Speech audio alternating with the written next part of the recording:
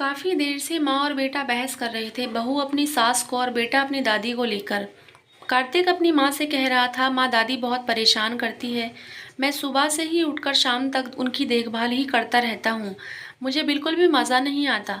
इतना सुनकर कार्तिक की मम्मी बोलने लगी, बेटा क्या कर सकते हैं, सहना तो पड़ेगा ही, भुगतना तो पड़ेगा ही।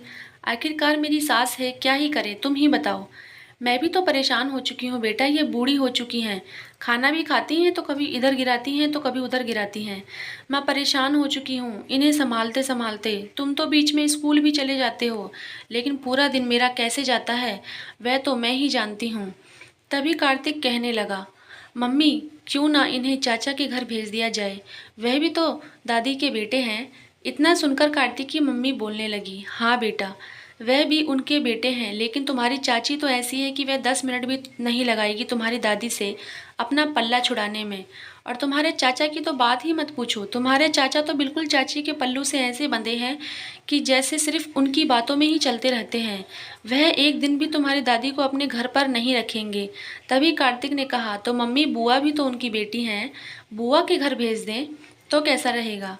इतना सुनकर कार्तिक की मम्मी बोली, बेटा वह उनकी बेटी हैं, लेकिन तुम्हारी दादी के भी कई बहाने हैं कि बेटी के घर का पानी नहीं पीना, बेटी के घर का वो नहीं खाना, ये नहीं खाना। अब तुम ही बताओ, बुआ के घर पर भी हम तुम्हारी दादी को नहीं भेज सकते, और तुम्हारी बुआ कौन सी कम है, उनके पास हजार बहाने हैं दादी से दूर रहने के।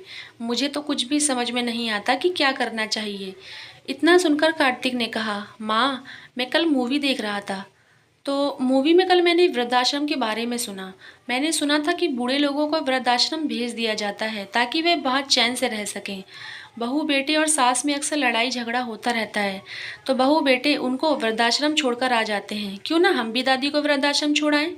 इतना सुनकर कार्तिक की मम्मी ने कहा, बेटा तुम कहते तो सही हो, देखते हैं तुम्हारे पापा से बात करेंगे। इतना सुनकर कार्तिक ने कहा, पर मम्मी मैं चाहता हूँ कि आप कभी भी बूढ़े ना हो। मैं आपके बिना नहीं रह सकता, मैं नहीं चाहता कि आपको ये सब देखना पड़े। इतना सुनकर कार्तिक की मम्मी ने कहा, बेटा बूढ़े तो एक दिन सबको होना है।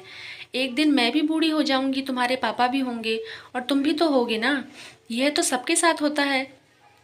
इतना सुनकर कार्तिक ने कहा, पर मम्मा अगर आप बूढ़ी हो गई तो आपको भी वृद्धाश्रम जाना पड़ेगा। इतना सुनकर कार्तिक की मम्मी ने कहा, बेटा तुमने ये सोच भी कैसे लिया कि हम बूढ़े हो जाएंगे तो तुम हमें वृद्धाश्रम भेज दोगे।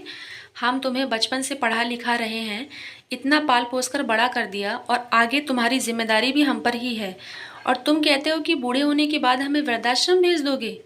इतना सुनकर कार्तिक ने कहा, पर मम्मी दादी भी तो पापा को, चाचा को, बुआ को पढ़ाई लिखाई है, इतना बड़ा किया है पाल पोस कर। जब सब लोग उन्हें वृद्धाश्रम भेजने में राजी हो सकते हैं तो मेरी बीबी को भी तो ऐतराज होगा ना, आपके और पापा के यहाँ रहने से। उसको भी तो बहुत परेशानी और दिक्कत होगी ना आपको झेलने से। वह भी तो कहेगी ना कि मुझसे तुम्हारी माँ को झेला नहीं जाता, बहुत परेशान हो चुकी हूँ। वह भी तो बोलेगी कि इनको वृद्धाश्रम में भेज दो, नहीं तो मैं पागल हो जाऊंगी। जब आप बूढ़े हो जाओगे तो मैं पहले से ही आपके लिए वृद्धाश्रम बुक करके रखूंगा, ताकि आप चैन से और आराम से वहां जा सको।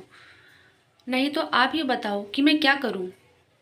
मैं बड़ा होकर ऐसी दवा बनाऊंगा जिससे कि आप बूढ़े ना हो। इतना सुनकर कार्तिक की मम्मी बोलने लगी, बेटा गलत बात है, ऐसा नहीं कहते, मुझसे गलती हो गई, तुम तो बच्चे हो, लेकिन मैं इतनी समझदार होकर भी ऐसी बात कर रही हूँ, ऐसा कभी मत करना बेटा। और इतना बोलकर चुप हो गई, और उसकी आंखों में अब शर्म के आंसू निकल रहे थे और उसे अपनी गलती का एहसास हो रहा था।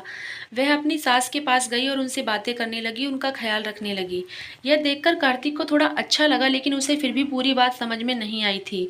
उसने अपनी माँ से पूछना चाहा तो कार्तिक की मम्मी ने कहा, बेटा समय आने पर तुम्हें सब कुछ समझ में आ जाएगा। तो दोस्तों आपको कहानी कैसी लगी कमेंट करके ज़रूर बताएं। अगर अच्छी लगी हो तो वीडियो को लाइक और चैनल को सब्सक्राइब ज़रूर करें।